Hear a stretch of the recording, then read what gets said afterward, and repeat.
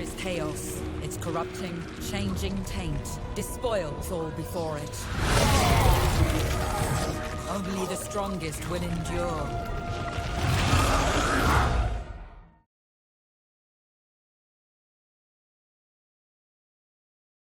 Hello and welcome to another Total War Warhammer guide. Today we are looking at Kholek Suneater. You know, with the surname Suneater, he's never going to be a pacifist. But this guy is a Dragon Ogre Shaggoth. You can make jokes about Shag, it's fine. It's fine. Leave them in the comments. This guy's one of my favourite models in the game. He is absolutely beastly. He is beautiful, and the size of his hammer, and that's not a euphemism, just a massive hammer. So, let's look at this monstrous badass. He is armor piercing. You know, armor's not going to be much use against a giant hammer. So even highly armored troops, he's going to do ridiculous damage against. He's a melee expert. He just loves getting in a fight, and he'll fight the most elite troops of the enemy, no worries whatsoever. He causes terror because look at the fucking. He's a dragon ogre. Of course he causes terror. He's got a massive hammer, and he has scaly skin. So scaly skin or hides help to dampen or deflect the damage caused by missile weapons and increases the unit's missile resistance. So it's kind of like a better version of shield. He's not going to carry shield, he's too badass for that, and he's carrying a big two-handed warhammer, so he's not going to bother with that. So that really helps him when he's like trying to get into combat range and he's getting peppered with shots. So let's have a look at him. 5,700 hit points. He doesn't have that much armor. He more relies on his massive amount of hit points to survive. He's got 70 leadership, which is pretty good, 80 speed, which is fantastic. Melee attack is 65, defense is 50, and he does 520 weapon strength and armor piercing as well. And he's got a really good charge bonus of 65. This guy is just a combat beastie. We're going to send him in some poor units of, I think, spearmen actually. Shortly. So we'll go through. He's got 25% missile resistance, which is really decent. He causes fear and terror, as we talked about. It makes units root as you charge in. It will just scare the shit out of them for a short time. So he's got a bombardment spell called Lord of the Storm. So you can only use it every 90 seconds. So it's only going to be. It's not sort of a spell that uses power. It's more like an inbuilt ability he's got, but only every 90 seconds. It's a bombardment spell that lasts for 5 seconds. You cast it on the ground and it does damage against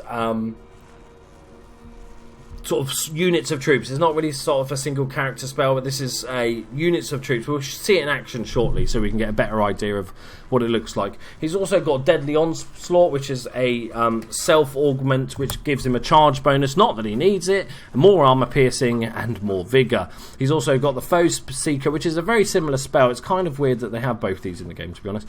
But, you know, cast them both. Another charge bonus, speed bonus, and a vigor bonus, and also he's got the Stand or Die, which is a sort of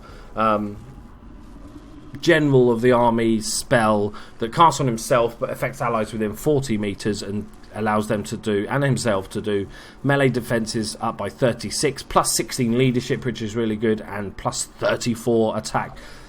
Overall, he's just a beast. But let's get him into combat against, what are we up? Bretonnian Spearmen? Spearman at arms with shields and a little Bretonnian lord. This guy is beastly. I can't wait to get him in combat. Show you him. Look at him. Imagine that walking towards you as a spearman. I'd already be running at this stage. I'd already be like sneaking off round the back.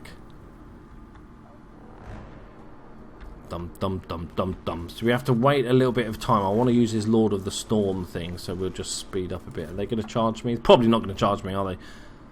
Yeah. Let's just. So the way I'd use this guy is just as a main frontline tank as part of your main force. I would have him in amongst all your sort of main units of infantry when the two sort of battle lines clash. Because as well as being massively good at fighting himself, he also has that ability to help out his allies and boost his allies by quite a large amount. So we're going to go get in range for the bombardment spell. Here we go. So they're already running. Oh, look at this dude. Oh my god. He flew miles. I think that's a new personal best distance. Is he dead? Mate? Hello? Hello? No, he's gone. He is dead. Doesn't do a massive amount of damage, but the disruption caused is just huge. So we're going to cast both these when we get into any sort of... Oh, look at this difference in size. Look at the difference in size. Oh, God.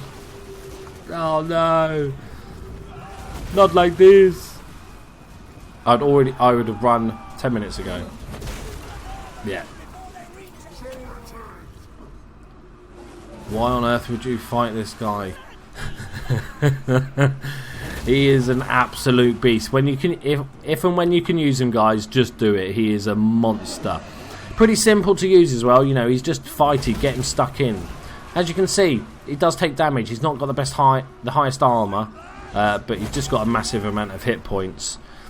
As with all sort of hero units, I don't recommend doing this and just sort of sending them in alone, because they can still get bogged down. There's a couple of units of spearmen that are still sort of hanging on for quite some time. So don't send them in alone, send them in with a unit, get him in the main battle, I think is the best bet, and just help out, because he's going to help break units so quickly. There you go, guys. There is our guide to Kholek Suneater and his big fat hammer called Dave. Thank you very much, guys. If you enjoyed the video, hit that like button. Also, leave us subscribe if you're new to the place, and come say hello in the comments. Got tons of other guides, and then we're going to do some more advanced tactics for the various different armies. Thank you very much for watching, guys. Bye-bye.